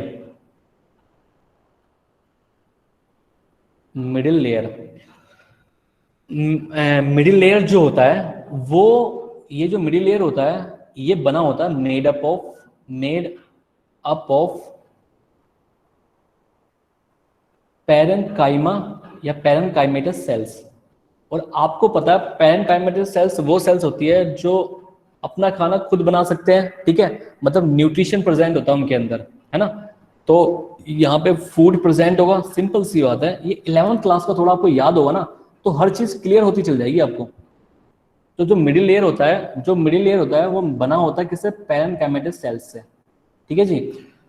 और इनका जो काम होता है, इनका काम दोनों ही होता है। एक तो ये प्रोवाइड कराते हैं, प्रोवाइड प्रोटेक्शन, क्योंकि ये बाहर की लेयर के साथ ही होते हैं, प्रोटेक्शन प्रोवाइड करवा सकते हैं। साथ में ये प्रोवाइड कराते हैं, प्रोवाइड न्यूट्रिशन, नोरिशमेंट टू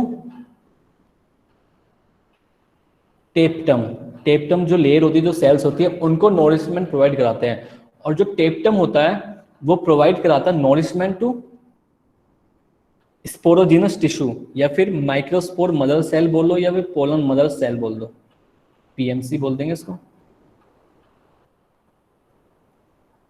ठीक है जी, समझ में आ गए?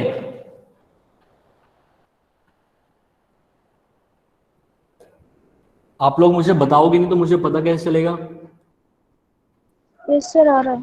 Yes sir. देखो, मैं थोड़ा सा टाइम लगता है हर चीज को समझने में, क्योंकि आपने अभी ना कनेक्ट कर रहे होंगे। अच्छा, ये यहाँ पे होता है, ये यहाँ पे होता है, तो कनेक्ट करते रहिए, ऐसा नहीं है कि आपको नहीं आएगा। और जो 4th नंबर पे है, जो लास्ट जो हमारी लेयर है वो है टैपेटम। ठीक है, टैपेटम। ओहो,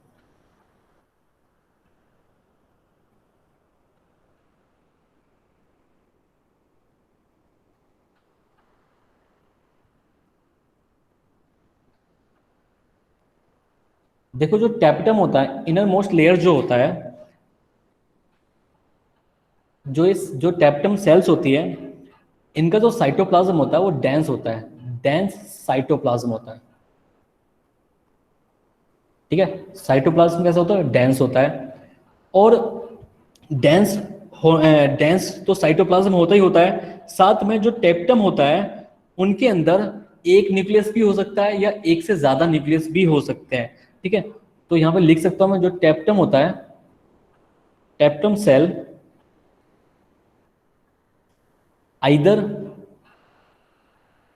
either have very prominent nucleus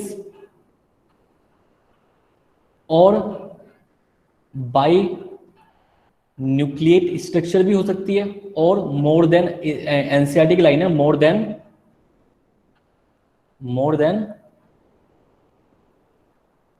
1 nucleus भी हो सकता है।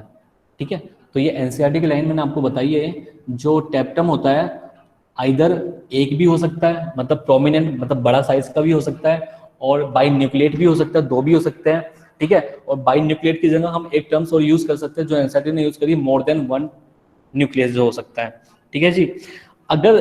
अगर ये डेंस साइटोप्लाज्म होगा, तो देखो डेंस साइटोप्लाज्म होगा तो डेंस साइटोप्लाज्म का जहां भी डेंस कुछ चीजें होती है, इसका मतलब है वहां पे एक्टिविटी बहुत ज्यादा हो रही है। ठीक है, एक्टिविटी, किसी चीज की फॉर्मेशन बहुत ज्यादा हो रही है, किसी चीज की जो रिएक्शंस हो रही है वो बहुत ज्यादा हो रही है। जहां पे भी डेंस है, इसका मतलब है कि वहां पे कंटेंट ज्यादा है। कंटेंट ज्यादा तभी होगा ना जब वो चीज एक्टिव होगा। तो इसका मतलब है जो टैपेटम सेल्स होती है, ये क्या होती है? मेटाबॉलिकली एक्टिव होती है काफी।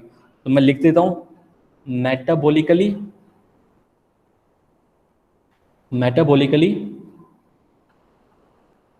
एक्टिव, या ऐसा लिख सकता हूँ मैं मेटाबॉलिकली वेरी एक्टिव। इसको मैं वेरी एक्टिव लगा देता हूँ। थोड़ा सा हैंग चल रहा है, प्रॉब्लम तो हो रही है मुझे भी।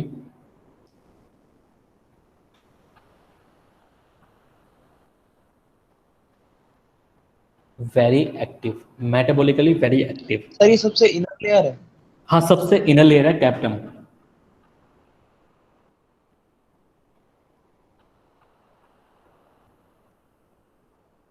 ठीक है जी, आगे चलते हैं। भाई डेंस साइटोप्लाज्म होता है टैप्टम का, टैपिटम का। ठीक है, एक न्यूक्लियस भी हो सकता है, एक से ज्यादा न्यूक्लियस भी हो सकते हैं। अब डेंस साइटोप्लाज्म है तो उसका जो अंदर रिएक्शन हो रही होगी, इसका मतलब ज्यादा हो रही होगी, कुछ फॉर्मेशन ज्यादा हो रहा होगा। इसका मतलब है जो टैपिटम होता है वो मेटाबॉलिकली वेरी एक्टिव होता है। और मेटाबॉलिज्म क्या होता है? ये मेटाबॉलिज्म क्या होता है? जितनी भी केमिकल रिएक्शन प्रेजेंट है हमारी बॉडी के अंदर, कहीं भी हो रही हो, उसको हम मेटाबॉलिज्म के तौर पे जानते हैं। और आपको पता है मेटाबॉलिज्म दो टाइप का होता है, एनाबॉलिज्म एंड कैटाबॉलिज्म। कैटाबॉलिज्म वो होता है जिस चीज का ब्रेकडाउन होता है, और एनाबॉलिज्म वो होता है जो कुछ बन रहा होता है, बिल्डअप हो रहा होता है। ठीक है जी, तो अब मैं बताता हूँ जो टैप्टम होता है वो परफॉर्म करता है वेरियस फंक्शंस। तो कौन कौन से जो फंक्शंस को परफॉर्म करता है जो टैप्टम होता है? देखो मैंने अभी बोला कि भाई ये मेटाबॉलिकली वेरी एक्टिव होता है। तो मेटाबॉलिकली वेरी एक्टिव होता है, इसका मतलब हो गया कि ये कुछ ना कुछ बना रहा होगा अपने अंदर। इसका मतलब हो गया ये प्रोड्यूस कर रहा है, प्रोड्यूस स्पोरोपोलेनिन। ठीक है, ये प्रोड्यूस करता है स्पोरोपोलेनिन, कैलेज एंजाइम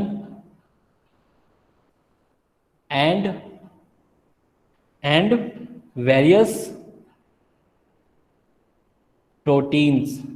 ठीक है जी, मतलब इसका जो काम हो गया, फंक्शन है, ये प्रोड्यूस करता है sporopollenin, callase enzyme and various protein. हाँ जी बोलो, क्या पूछना चाह रहे हो? सर कैलेस एंजाइम क्या होता है? देखो कैलेज एंजाइम वो एंजाइम है जो कैलोज वॉल को ब्रेक डाउन करेगा। देखो ये एक पहली ऐसी चीज देखी है मैंने कि जो टैप्टम होता है ये कैलोज वॉल का भी फॉर्मेशन करता है, और इसको तोड़ने के लिए, ब्रेक डाउन करने के लिए कैलेज एंजाइम भी प्रोड्यूस करता है। ठीक है जी, तो ये दोनों ही चीज कर रहा है। कैलोज को तोड़ने के लिए कैलेज एंजाइम भी बना रहा है। कैलेज प्रेजेंट होता है पोलन, कैलोज जो वॉल होती है वो प्रेजेंट होता है, जो वॉल होती है कैलोज की वो प्रेजेंट रहती है किसके ऊपर? पोलन ग्रेन के अंदर। ठीक है जी, सर इसका काम क्या होता है कैलोस वॉल का? देखो कैलोज वॉल का काम क्या होता है, देखो जैसे ये एक पोलन ग्रेन हो गया। ठीक है, ये पोलन ग्रेन है। पोलन ग्रेन के जो मैंने रेड से बना रहा हूं मैं इस पे, यहाँ पे और यहाँ पे, चलो यहाँ भी बना देते हैं। ठीक है, जो मैंने रेड कलर में बनाया है ये है स्पोरोपोलेनिन।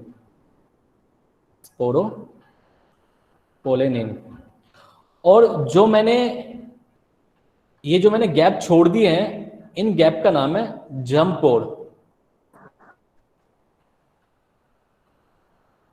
इस जंप पोर पर प्रेजेंट रहते हैं कैलोज लेयर या कैलोज वॉल प्रेजेंट रहते हैं। ठीक है, देखो स्पोरोपोलेनिन बायोलॉजी के अंदर एक ऐसी स्ट्रक्चर है जिसको तोड़ना मुश्किल ही नहीं, नामुमकिन होता है ब्रेक डाउन करना किसी भी केमिकल एंजाइम से। ठीक है जी, तो जो स्पोरोपोलेनिन होता है इसको तो हम तोड़ ही नहीं पाएंगे।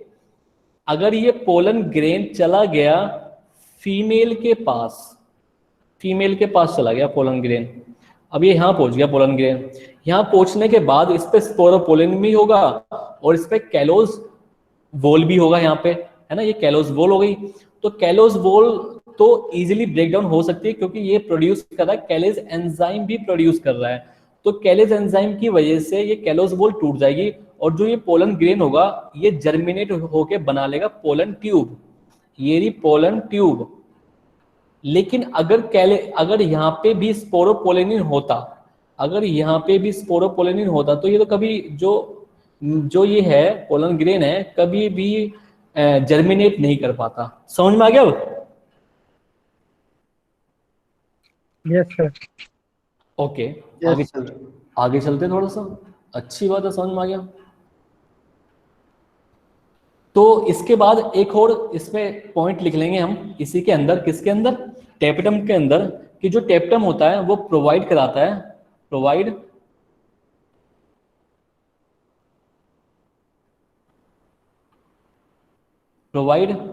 नॉरिशमेंट भी प्रोवाइड कराता है, nourishment to developing pollen grains. देखो भाई जो मिडिल लेयर होती है वो भी नॉरिशमेंट प्रोवाइड कराती है, जो टेपेटम होता है वो भी नॉरिशमेंट प्रोवाइड कराता है। इसका मतलब क्या है, देखो मिडिल लेयर जो होती है वो धीरे धीरे खत्म ही हो जाती है जब पोलन ग्रेन का डेवलपमेंट चल रहा होता है, धीरे धीरे खत्म हो जाती है। ये अपने आप को मतलब समर्पित कर देती है किसको, टेपेटम को, कि भाई तू ले ले और तू जो अंदर की साइड जो पोलन ग्रेन बन रहे हैं उनको तू आराम से नॉरिशमेंट करवाता रहे। तो जो मिडिल लेयर होती है वो भी नॉरिशमेंट प्रोवाइड कराएगी टू द टेपेटम, और जो टेपेटम होगा वो भी नॉरिशमेंट प्रोवाइड कराएगा। और जो टेपेटम होता है वो नॉरिशमेंट कहाँ से लेता है, मिडिल लेयर से, मिडिल लेयर से लेगा नॉरिशमेंट और टेपेटम आगे प्रोवाइड कराएगा किसको, इनको, ठीक है। और देखो आप, मैं एक चीज और बता देता हूँ आपको, जो वेरियस मैंने ये प्रोटीन्स लिखी है, मैंने यहाँ पे ये लिखा है कि ये वेरियस प्रोटीन्स भी प्रोड्यूस करता है। जो वेरियस प्रोटीन प्रोड्यूस करता है ये जो प्रोटीन होती है प्रोवाइड कराती है, प्रोवाइड कंपैटिबिलिटी, ये कंपैटिबिलिटी प्रोवाइड कराती है, ठीक है। अब कंपैटिबिलिटी होता है क्या है, इसका एक टॉपिक है अलग ही इस चैप्टर के अंदर, उसमें हम ढंग से पढ़ेंगे भाई कंपैटिबिलिटी होता क्या आखिर में। ये समझ में आ गया यहाँ तक? Yes sir. Yes sir. देखो कंपैटिबिलिटी नथिंग, मैं देख लेता हूँ, बातें चल रही है वही ग्रुप में। अभिनव गुप्ता समझ में आ रहा है भाई? Aditi Sharma, yes sir. आलोक कश्यप, भाई समझ में आ रहा है नहीं आ रहा? या आए और पबजी का मैच लगाने की बात चली और आप चले गए फिर यहाँ से? नीचे आ रहा है। ओके, जिया चौधरी, जुनेद असलम, हाँ जी सर, आ रहा है समझ। कौशिक मिश्रा, कृतिका गुप्ता, यस महक गौतम, नेहा गौर, यस सर आ रहा है।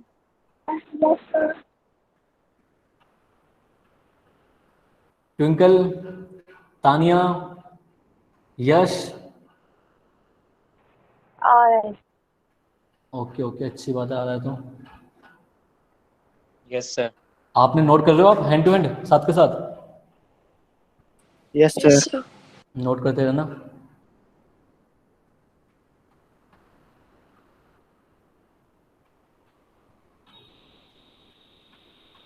मतलब मैसेज चल रहे हैं अच्छे वाले, सही है। मैसेजों में बात हो रही है कि और भाई तू कहाँ है, मिला नहीं बहुत दिनों से, बढ़िया। देखो भाई, अब मैंने आपको टेपेटम के बारे में बताया। जो टेपेटम होता है, जो टेपेटम होता है, ठीक है, जो टेपेटम होता है वो दो टाइप का होता है। टेपेटम के बारे में थोड़ा पढ़ लेंगे। टेपेटम जो होता है वो 2 टाइप्स के होते हैं। एक टेपेटम जो होता है वो होता है अमीबॉइड टेपेटम, और जो सेकंड टाइप का टेपेटम होता है वो होता है सिक्रीटरी टेपेटम। 2 टाइप की सेल होती है टेपेटम के अंदर भी, एक होती है एमीबॉइड, एक होती है सिक्रीटरी। जो सिक्रीटरी सेल्स होती हैं वो सिक्रीट करती है, देखो नाम से ही पता लगा होगा, सिक्रीट केमिकल्स को सिक्रीट करते हैं। केमिकल्स जैसे स्पोरोपोलिन का हो गया, कैलेज एंजाइम हो गया, वेरियस प्रोटीन्स हो गया, ये क्या केमिकल नेचर ही तो है सब इनका, तो ये सिक्रीट करते हैं क्या, टेपेटम की सेल्स, ठीक है। और जो एमीबॉइड होता है जो एमीबॉइड टेप्टम होता है इसका काम क्या होता है, ये इन केमिकल्स को कैरी करके मूव करा के और लेके जाता है किसके पास, डेवलपिंग पोलन ग्रेन्स के पास। ये समझ में आ गया? ये क्या करते हैं, कैरी, ये करते हैं जी कैरी केमिकल्स को कैरी करते हैं। कैरी करने के बाद क्या करते हैं, ये मूव कराते हैं, move and provide these chemicals to developing pollens के पास। ठीक है, अभी केमिकल्स के अंदर क्या क्या होता है, स्पोरोपोलेनिन भी होता था, हो सकता है बहुत सारी चीजें होती है। तो एक डेवलपिंग पोलन ग्रेन के लिए ये चीजें चाहिए। तो अगर मैं फाइनली एक स्ट्रक्चर देखूं जो मैंने अभी बिल्कुल एक बच्चों को समझाते हुए बनाई थी, कि जैसे कि ये एक पोलन ग्रेन है, हाँ ये एक पोलन ग्रेन है, ये जो रेड कलर से मैं आपको दिखाना चाह रहा हूं,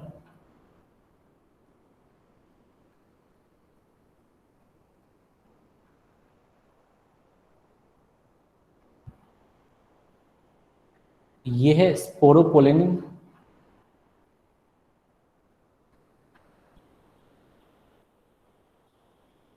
ठीक है, ये जो है यहाँ पे है कैलोज वॉल, जो उसको ब्रेक डाउन करेगा, ब्रेक डाउन बाय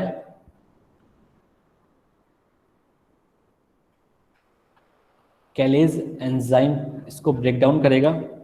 और जो पोलन ग्रेन होगा वो जर्मिनेट कर जाएगा, जर्मिनेट ऑन स्टिग्मा पे जर्मिनेट कर जाएगा, एंड जो फाइनली फॉर्म कर लेगा पोलन ट्यूब। ठीक है जी, ये कुछ स्ट्रक्चर ऐसे बना देते हैं। ये आपका पोलन का स्ट्रक्चर हो गया।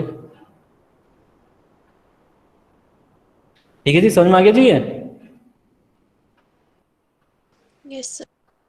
Yes sir. ओके सर एक बार ऊपर, एक बार इसको ऊपर की साइड कर देते हैं। ठीक है सर ये अमीबॉइड और सिक्रेटरी सेल्स टेप्टम में लेयर में है। हाँ टैपटप में लेयर में है। और अगर मेरे पास इसका डायग्राम हो तो मैं अभी शो करता हूँ, मैं आपको बिल्कुल डायग्राम शो करता हूँ मैं आपको, अगर हुआ तो मेरे पास।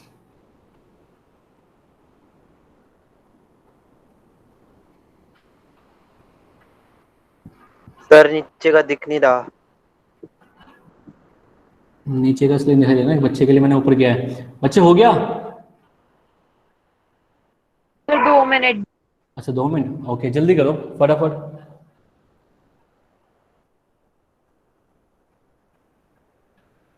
हाँ बेटा, आप क्या पूछ रहे थे मुझसे अभी? पूछ रहा था कि अमीबॉइड सेल और सिक्रेटरी सेल्स टेप्टम के लेयर में है। हाँ टैपटम पे ही प्रेजेंट है, अल्टरनेट भी हो सकते हैं, 2-3 के बाद एक नई अमीबॉइड सेल हो सकती है ना। तो इनका काम क्या होता है, एक का काम होता है इन केमिकल्स को बनाना, सिक्रेट करना।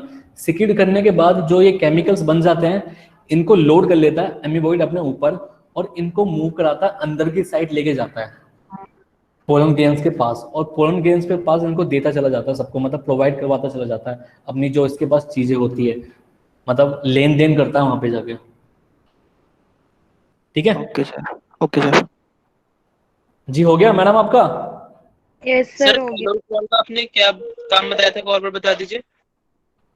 जो कैलोज जो वॉल होता है, ये भी प्रोटेक्शन का काम कर रहा है, सिंपल सी बात है। स्पोरोपोलिनिन भी प्रोटेक्शन का काम कर रहे हैं, ताकि एक्सट्रीम से एक्सट्रीम कंडीशन हो, जो पोलन ग्रेन है वो सरवाइव कर सके। ठीक है, लेकिन अगर सारी जगहों पे स्पोरोपोलिन, देखो नेचर ने बहुत अच्छे से डिजाइन किया हुआ है सब कुछ, तो जो स्पोरोपोलिनिन है वो भी सब जगह नहीं होता है, कुछ कुछ जगह नहीं होता है, और जहां पे ये नहीं होता है वहां पे कैलोज वॉल होता है।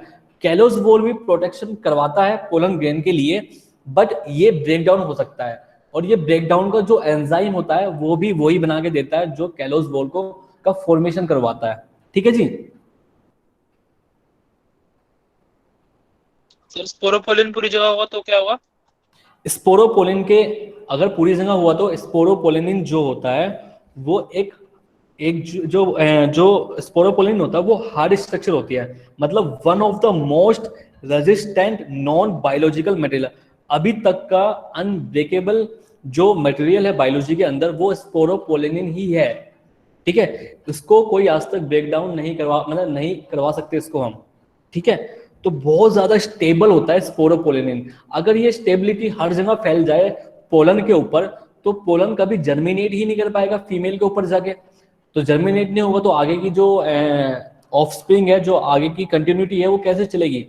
तो नेचर ने डिजाइन किया हुआ है कि भाई, मतलब वेल डिजाइन किया हुआ है कि इतनी अच्छी तरीके से डिजाइन किया हुआ है कि स्पोरोपोलिन भी है ताकि ये एक्सट्रीम कंडीशन से बच सके, और एक जो दूसरी वॉल है उसको तोड़ने के लिए एंजाइम भी प्रोवाइड करवा रखा है। तो दोनों ही चीजों से बैलेंस हो रहा है सब कुछ, ठीक है जी। Okay sir. ओके भाई, आपने नोट कर लिए हैं? Yes sir. देखो जी सर, हाँ जी, हाँ जी सर जो अगर मान लीजिए जर्मिनेशन से पहले जो कैलोस वॉल है उसको कैलेज एंजाइम से कैसे प्रोटेक्ट किया जाता है? देखो कैलेज एंजाइम से कैसे प्रोटेक्ट किया जाता है। देखो सबसे पहली बात होती है, जो पोलन ग्रेन होता है जैसे रिलीज होने वाला होता है एंथर से डिहाइसेंस के थ्रू, ठीक है, उस समय या तो वो 2 सेल स्टेज में होगा या 3 सेल स्टेज में होता है, ठीक है। वो कैरी करता है जो वेजिटेटिव सेल्स होती है ना अंदर, एक देखो दो, अभी आने वाले टॉपिक हमारा वही है, अभी मुझे उसे पढ़ाना है। जो एक तो होता है जनरेटिव सेल्स, एक होता है vegetative cells. Generative cells break down होकर 2 मेल गैमेट बनाता है, और जो वो 2 मेल गैमेट होता है ना, वो वेजिटेटिव सेल्स पे फ्लोट कर रहे होते हैं, तैर रहे होते हैं वहां पे, ठीक है। तो जब या तो आगे जाके 2 गैमेट बना लेंगे या पहले से ही 2, मतलब ये फॉर्मेशन करके चलेंगे यहाँ पे, ठीक है। उस टाइम पे जो वेजिटेटिव सेल्स होती है वो कैरी करके रखती है ये केमिकल्स वगैरह, यही उसको प्रोवाइड कराती है उसको तोड़ने के लिए, ठीक है। Okay sir. ओके देखो फॉर्मेशन ऑफ पोलन ग्रेन, देखो मैं आपको एक चीज बता दूं, आपका एक टेस्ट होने वाला है वीकली टेस्ट, जब अपने कैलविन में चलता ही आपको पता है, जो टेस्ट होने वाला है उसके अंदर रिप्रोडक्शन इन ऑर्गेनिज्म जो चैप्टर है 1, ये तो आएगा ही आएगा कंप्लीट, प्लस आपका मेल रिप्रोडक्टिव पार्ट भी आएगा जो एंडोशियम का है, ठीक है जी। तो आपको दोनों के लिए प्रिपेयर रहना है, कभी भी आपका टेस्ट हो सकता है इन दोनों का, ठीक है जी।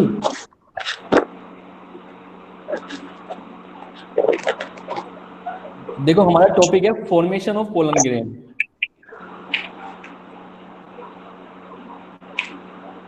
Formation of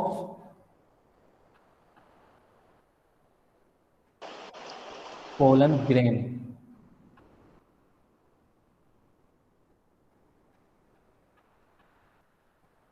formation of pollen grain. देखो बच्चों मैंने आपको ना पहले से ही ये चीजें बताई थी कि भाई इनिशियल स्टेज पे सेल होती है जिसका नाम होता है आर्किस्पोरियल सेल,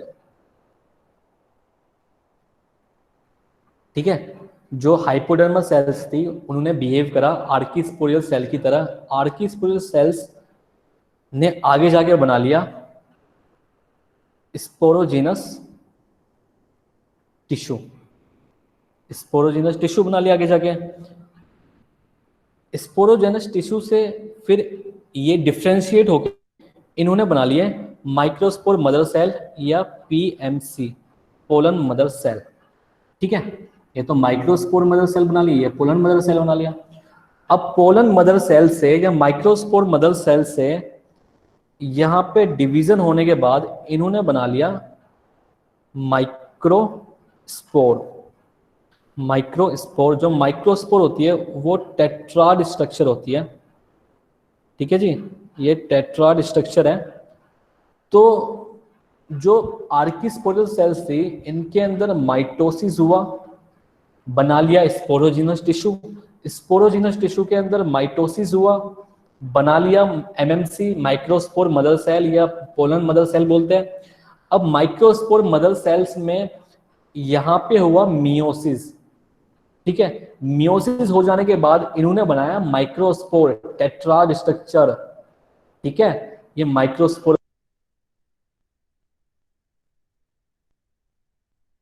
सर आपको म्यूट कर दिया है किसी ने? चैनल ने किया। चैनल कौन है ये? चैनल कौन है भाई? चैनल ही है। अच्छा, ये शो कर रहा है कि भाई 8 बज चुके हैं। देखो भाई, नहीं सर, मैं इसको बाहर कर रहा हूँ, जस्ट अभी आया। ये कौन है? बिल्कुल बिल्कुल बाहर करो।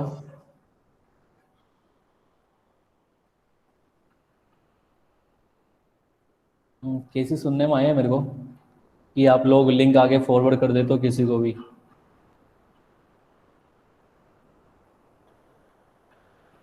जो टेट्राड स्ट्रक्चर होती है पोलन, जो ये माइक्रोस्पोर की, वो 5 टाइप्स से होती है, 5 टाइप की होती है।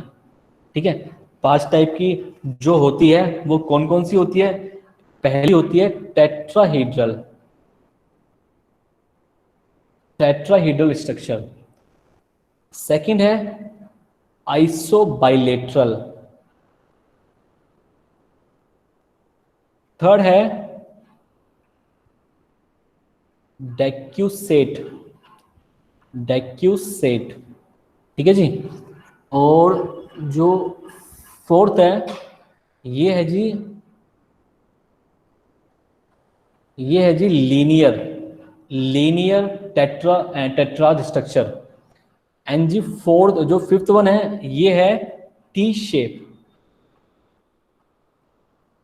ठीक है, जो माइक्रोस्पोर होता है जनरली हमने अभी तक जो माइक्रोस्पोर होता है वो कुछ इस टाइप का देखा है। ये गोल क्यों नहीं बना? अभी भी गोल नहीं बना। बन गया। जो माइक्रोस्पोर है जनरली हमने इस टाइप का देखा अपने एनसीईआरटी के अंदर। जो ये स्ट्रक्चर दिखा रखा है हमें एनसीईआरटी ने इस टाइप का, ये जो स्ट्रक्चर है ये है टेट्राहेड्रल स्ट्रक्चर। ठीक है, ये कुछ इस टाइप की स्ट्रक्चर है। ठीक है, टेट्राहेड्रल।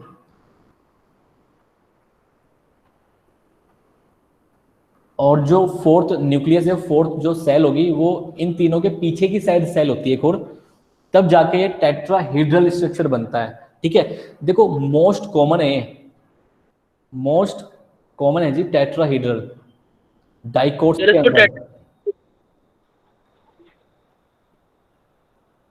जी आवाज नहीं आ रही आपकी?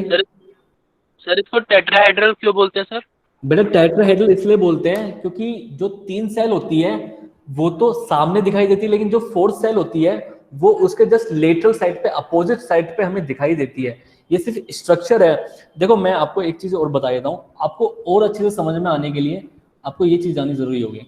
अगर मैं एक सेल को लेके चलूँ, एक आर्किस्पोडियल सेल को लेके चलूँ, ठीक है, इसको स्ट्रक्चर में बना लेते हैं ये। ठीक है, ये आर्किस्पोडियल सेल है, इसके अंदर माइटोसिस हुआ। ठीक है, माइटोसिस होने के बाद इसने बनाया स्पोरोजीनस, स्पोरोजीनस ने माइटोसिस हुआ, बनाया polar mother cell, polar mother cell में मियोसिस हुआ।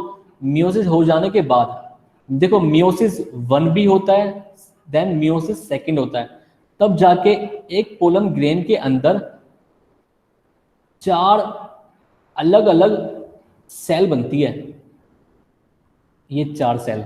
अब ये जो अंदर 4 सेल बनी है 1 2 3 4, जो ये 4 सेल बनी है अंदर, ठीक है, इसी को तो हम टेट्राड स्ट्रक्चर बोल रहे हैं। बस अगर ये सेल का अरेंजमेंट डिफरेंट डिफरेंट हो सकता है, या तो अरेंजमेंट कुछ इस टाइप से हो, या तो अरेंजमेंट आइसोबाइलेटरल हो, या तो अरेंजमेंट डेसुकेट हो, लीनियर अरेंज हो। ये जो 4 सेल बन के आए हैं माइक्रोस्पोर के अंदर, इनके अरेंजमेंट के ऊपर 5 टाइप बना देगा ये बस अलग से, और ये कुछ नहीं है।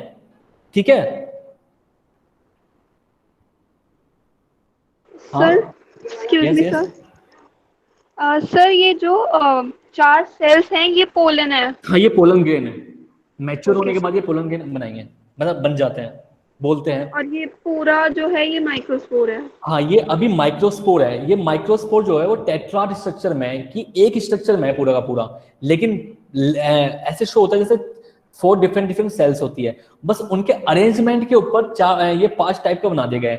देखो सबसे ज्यादा जो मोस्ट कॉमन होता है वो टेट्राहीड्रल ही होता है, जो हमारी एनसीईआरटी ने मेंशन किया हुआ है, ये मोस्ट कॉमन टाइप है, ठीक है। इसके बाद है आइसो बाइलेटरल। आइसो जो बाइलेटरल होता है वो कुछ इस टाइप से होता है,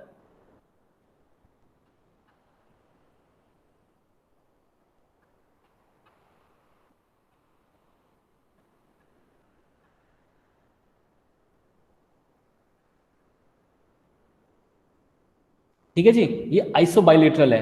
इस टाइप से भी जो ये जो क्या बोलते हैं माइक्रोस्पोर है, ये भी इस टाइप से अरेंज हो सकते हैं, इनको बोलते हैं आइसो बाइलेटरल।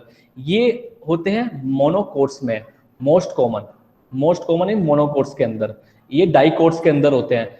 देखो दो ही मोस्ट कॉमन है, एक है टेट्राहीड्रल, एक है आइसो बाइलेटरल, दो ही मोस्ट कॉमन है, ठीक है।